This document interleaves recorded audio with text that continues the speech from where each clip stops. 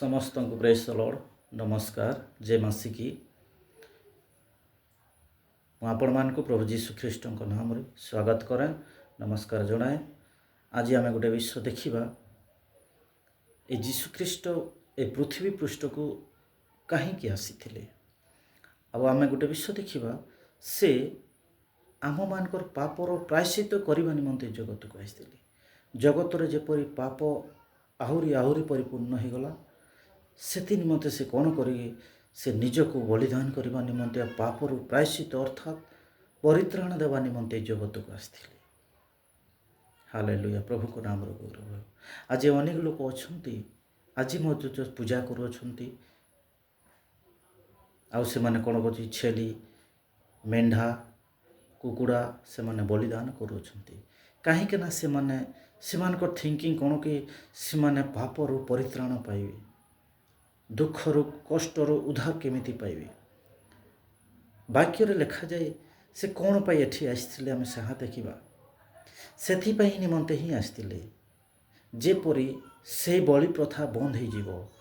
କୌଣସି ମନୁଷ୍ୟ କାହାରେ ଭୂତ ପ୍ରେତ ଯାଇ କାହିଁକି ବଳିଦାନ କରିବା ଆବଶ୍ୟକତା ନୁହେଁ।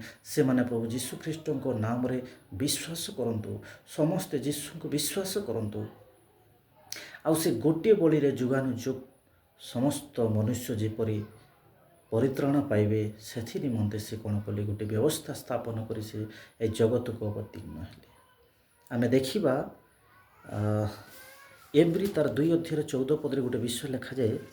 ଏବ୍ରୀ 2:14 ଆମେ ଦେଖୁ, ଅତଏବ ସନ୍ତାନମାନେ ରକ୍ତ ମାଂସର ସହଭାଗୀ ହୋଇଥିବାରୁ ସେ ମଧ୍ୟ ନିଜେ ସେହିପରି ସେଥିର ସହଭାଗୀ ହେଲେ, ଯେପରି ମୃତ୍ୟୁ ଦ୍ୱାରା ମୃତ୍ୟୁର ଅଧିକାରୀକୁ ଅର୍ଥାତ୍ ଶୟତାନକୁ ବିନାଶ କରନ୍ତି। ହାଲେଲୁୟା, ପ୍ରଭୁଙ୍କ ନାମର ଗୌରବ। ଆମେ ଦେଖୁ, ଅତଏବ ସନ୍ତାନମାନେ ରକ୍ତ ମାଂସର ସହଭାଗୀ ହୋଇଥିବାରୁ ସେ ମଧ୍ୟ କ'ଣ କଲେ, ଗୋଟେ ରକ୍ତ ମାଂସ ଶରୀର ସେ ପ୍ରସ୍ତୁତ ହେଇ ଆଉ ସେ କ'ଣ କଲେ, ସେଥିର ସହଭାଗୀ ହେଲେ, ଯେପରି ଆଉ ମୃତ୍ୟୁ ଦ୍ୱାରା ସେ କୃଷ ମୃତ୍ୟୁ ଦ୍ୱାରା ସେହି ଶରୀର କୃଷରେ ଟଙ୍ଗାଯିବ, ସେହି ଶରୀର ସେ କୃଷରେ ହତ କରାଯିବ, ଆଉ ସେହି ଶରୀର ସେ କ'ଣ କରାଯିବ, ବଳିଦାନରେ ଉତ୍ସର୍ଗ କରାଯିବ, ତାକେ ବଳିଦାନ କରାଯିବ।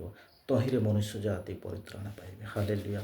ଆହୁରି ମଧ୍ୟ ଦେଖିବା ସେଇ ଏବ୍ରୀ ତାର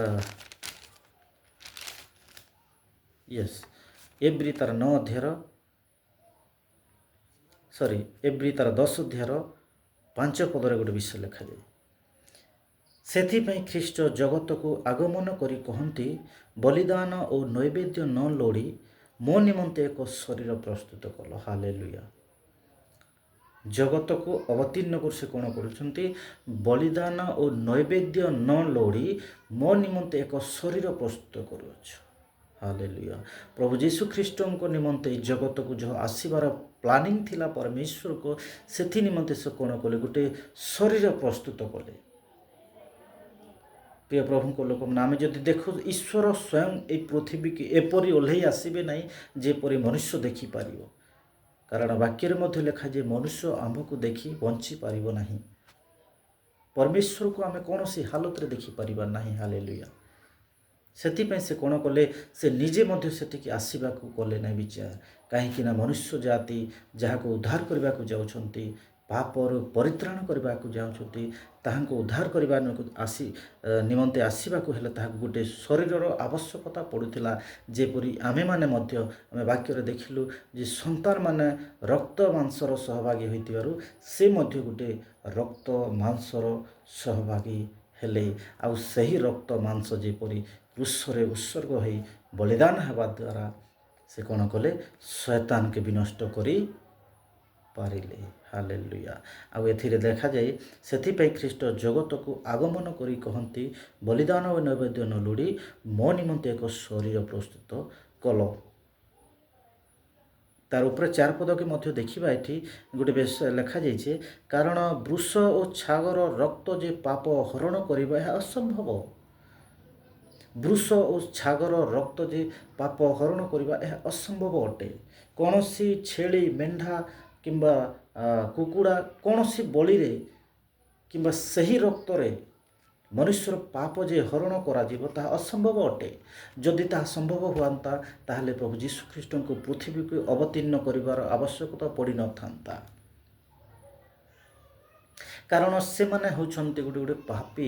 ଏଇ ପାପୀ ମନୁଷ୍ୟକୁ ଆମେ ଯଦି ପରିତ୍ରାଣ କରିବାକୁ ହେଲେ ପବିତ୍ର ରକ୍ତର ଆବଶ୍ୟକତା ପଡ଼ୁଥିଲା। ଆଉ ସେ ପବିତ୍ର ରକ୍ତ ଏ ପୃଥିବୀରେ କେହି ମାତ୍ର ଜଣେ ନୁହେଁ ଯେ କି ପବିତ୍ର ହୁଏ। ସମସ୍ତେ ପବିତ୍ର ଗର୍ଭରୁ ଜନ୍ମ ହୋଇଛନ୍ତି। ହାଲେଲୁୟା। ଆମେ ମନୁଷ୍ୟ ଜାତି ସମସ୍ତେ ପବିତ୍ର ପାପ ଗର୍ଭରୁ ସମସ୍ତେ ଜନ୍ମ ହୋଇଛନ୍ତି। ସମସ୍ତେ ପାପ ଗର୍ଭରୁ ଜନ୍ମ ଦେଇ କେହି ମଧ୍ୟ ପବିତ୍ର ନୁହେଁ।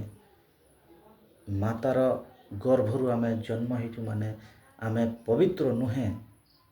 ପୁରୁଷ ଔରସରେ ଆମେ ଜନ୍ମଗ୍ରହଣ କରିଅଛୁ। ତେଣୁକରି ଆମର ରକ୍ତ କେବେ ପବିତ୍ର ହୁଏ ନାହିଁ। ବାକ୍ୟରେ ଲେଖାଯାଏ ନିର୍ଦାଗ, ନିଷ୍କଳଙ୍କ, ନିଷ୍କପଟ। ସେ ପାପ କ'ଣ ଜାଣିନଥିଲେ? ପାପର ଲେଶ ମାତ୍ର ନାହିଁ ତାଙ୍କ ଠାରେ। ଏପରି ପବିତ୍ର ପୁରୁଷ ଏ ଜଗତକୁ ଆସିଥିଲେ। ତାହାଙ୍କ ନାମ ପ୍ରଭୁ ଯୀଶୁଖ୍ରୀଷ୍ଟ। ସେଥିପାଇଁ ବାକ୍ୟରେ ମଧ୍ୟ ଲେଖାଯାଏ ବୃଷ ଓ ଛାଗର ରକ୍ତ ଯେ ପାପ ହରଣ କରିବ ଏହା ସମ୍ଭବ। ଯଦି ତାହା ସମ୍ଭବ ହେତା ତାହେଲେ ଲୋକ ଯେତେବେଳେ ହସ୍ପିଟାଲରେ ଆଡ଼ମିଟ୍ ହେଇକି ଯେତେବେଳେ ବ୍ଲଡ଼ର ଦରକାର ପଡ଼ୁଥାଏ କିମ୍ବା ଆବଶ୍ୟକତା ପଡ଼ୁଥିଲା ତାହେଲେ ସେ କ'ଣ କରନ୍ତେ ଯାଇକରି କେଉଁଠି କୁକୁଡ଼ା ଦୋକାନ କି କିମ୍ବା ଛେଳି ଦୋକାନକି ଯାଇକି ସେମାନେ କ'ଣ କରନ୍ତେ ଛେଳି ମେଣ୍ଢା ମାରିକିରି ସେମାନେ କ'ଣ କରନ୍ତେ ବ୍ଲଡ଼ ଆଣିକିରି ସେମାନେ ଚଢ଼େଇ ଦିଅନ୍ତି ଆଉ ସେ ରୋଗୀ ଭଲ ହେଇଯାଆନ୍ତା। ତାହା ଅସମ୍ଭବ ଅଟେ। ପ୍ରିୟ ପ୍ରଭୁଙ୍କ ଲୋକମାନେ, ଯଦି ଗୋଟିଏ ଛାର ମନୁଷ୍ୟର ପ୍ରାଣକୁ ବଞ୍ଚାଇବାକୁ ଯଦି ହେଲେ ତାକୁ ଯଦି କିଛି ବେମାରୀରୁ ତାକୁ ସୁସ୍ଥତା ପାଇବାକୁ ହେଲେ ତାହାକୁ ଯଦି ମନୁଷ୍ୟର ହିଁ ରକ୍ତ ଦରକାର ପଡ଼ୁଛି। ତାହା ମଧ୍ୟ ପରୀକ୍ଷା ନିରୀକ୍ଷା କରି କହନ୍ତି କେଉଁ ଗ୍ରୁପ୍ କେମିତିଟା ଏ ଗ୍ରୁପ୍ ନା ଓ ଗ୍ରୁପ୍ ନା ଏ ଗ୍ରୁପ୍ ନା ଏ ପଜିଟିଭ୍ ପଜିଟିଭ୍ କେଉଁଠି ଅନେକ ଆପଣମାନେ ଜାଣିଛନ୍ତି। ସାଧାରଣ ମନୁଷ୍ୟର ତାଙ୍କର ଦୁଃଖକୁ ଦୂର କରିବା ନିମନ୍ତେ ବେମାରୀରୁ ସୁସ୍ଥ ହେବା ନିମନ୍ତେ ସେ କାଣା କରେ ସେ ବ୍ଲଡ଼ର ପରୀକ୍ଷା ନିରୀକ୍ଷା କରନ୍ତି। ଆଉ ଏତେ ବଡ଼ ବିଶାଳ ପାପକୁ ସେ ଯଦି ପରିତ୍ରାଣ କରିବାକୁ ହେଲେ କେମିତି ଦରକାର? ତାକେ ପବିତ୍ରର ରକ୍ତ ହେଲେ ମଧ୍ୟ ତାକେ ପରିତ୍ରାଣ କରିପାରିବ, ନହେଲେ ନାହିଁ, କେବେ ବି ସମ୍ଭବ ହୁଏ ନାହିଁ।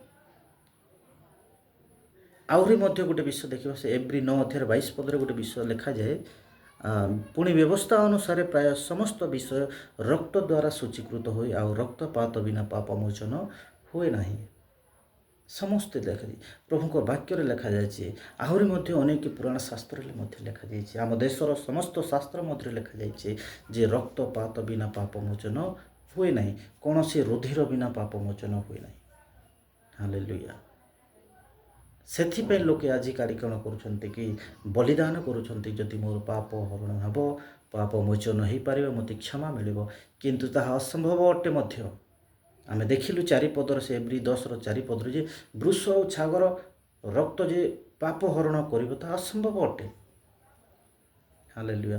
ପ୍ରଭୁଙ୍କ ନାମର ଗୌରବ। କୌଣସି କୁକୁଡ଼ାର ରକ୍ତ କୌଣସି ମେଲଛାକେ ଯାଇକି କି ଛେଳିକି ଯାଇକି କି ଗାଈକି ଯାଇକରି ବଳିଦାନ କଲେ କୌଣସି ମନୁଷ୍ୟ ପରିତ୍ରାଣ ପାଇପାରିବ ନାହିଁ କିମ୍ବା ତା'ର ରକ୍ତ କେବେ ପରିତ୍ରାଣ ଦେଇପାରିବ ନାହିଁ। ତାହା ହେଉଛି ପବିତ୍ର ରକ୍ତର ଆବଶ୍ୟକତା ହେଉଛି। ଆଉ ସେଥି ନିମନ୍ତେ ସେ ବଳିଦାନ ନ ଲୋଡ଼ି ସେଥି ନିମନ୍ତେ ପ୍ରଭୁଙ୍କ ନିମନ୍ତେ ସେ କ'ଣ କଲେ ଗୋଟିଏ ଶରୀର ପ୍ରସ୍ତୁତ କଲେ। ଯେପରି ସନ୍ତାନମାନେ ମଧ୍ୟ ଯେପରି ରକ୍ତ ମାଂସ ଥିବାରୁ ସେ ମଧ୍ୟ ନିଜେ ସେଥିରେ ସହଭାଗୀ ହେଲେ ଆଉ ମୃତ୍ୟୁରେ ସେ ଧନବାନ ହେଲେ ବୋଲି ଲେଖାଯାଏ। ମୃତ୍ୟୁର ନାହୁଡ଼କୁ ସେ ଭାଙ୍ଗିଲେ ଆଉ ମୃତ୍ୟୁରେ ସେ ଜୟଲାଭ ପାଇଲେ ଆଉ ମୃତ୍ୟୁରେ ସେ କ'ଣ କଲେ ଶୟତାନକୁ ବିନଷ୍ଟ କରିଦେଲେ। ଆଉ ତୃତୀୟ ଦିନ ସେ କ'ଣ ମଧ୍ୟ ଉତ୍ଥିତ ହେଇକରି ଗଲେ। ଜଗତରେ ଏପରି କୌଣସି ପୁରୁଷ ନାହିଁ ଯାହାକି ମୃତ୍ୟୁ କରି ସେ ତୃତୀୟ ଦିନରେ ଉତ୍ଥିତ ହେବେ। ପ୍ରଭୁଙ୍କ ନାମର ଗୌରବ। ସେ ନିଜ ସ୍ୱଇଚ୍ଛାରେ ସେ ବଳିଦାନ ହେଲେ ଆଉ ତୃତୀୟ ଦିନରେ ସେ ଉତ୍ଥିତ ହେଇ 40 ଦିନ ପର୍ଯ୍ୟନ୍ତ ଏ ଜଗତରେ ଅବତୀର୍ଣ୍ଣ ହେଲେ। ମଧ୍ୟ ଏ ଜଗତରେ ବସବାସ କରି ତାପରେ ସମସ୍ତଙ୍କ ସାମ୍ନାରେ ସେ ଦୂତଙ୍କ ସହିତ ସେ ମେଘମାଳାରେ ଉପରକୁ ସେ ନୀତ ହେଲେ। ପ୍ରଭୁ ଏ ସମସ୍ତ ବାକ୍ୟ ଉପରେ ଏ ଛୋଟ ବାକ୍ୟ ଉପରେ ସମସ୍ତଙ୍କୁ ଆଶୀର୍ବାଦ କରନ୍ତୁ। ଯଦି ଆପଣମାନେ ଏ ଚ୍ୟାନେଲ୍କେ ନ ହିଁ ଦେଖୁଛନ୍ତି ତାହେଲେ ମୋତେ ସପୋର୍ଟ କରନ୍ତୁ। ଆପଣମାନେ ଲାଇକ୍ କରନ୍ତୁ, ସେୟାର କରନ୍ତୁ, ସବସ୍କ୍ରାଇବ୍ କରନ୍ତୁ। ପ୍ରଭୁ ଆପଣମାନଙ୍କୁ ଆଶୀର୍ବାଦ କରନ୍ତୁ। ଆମେନ୍।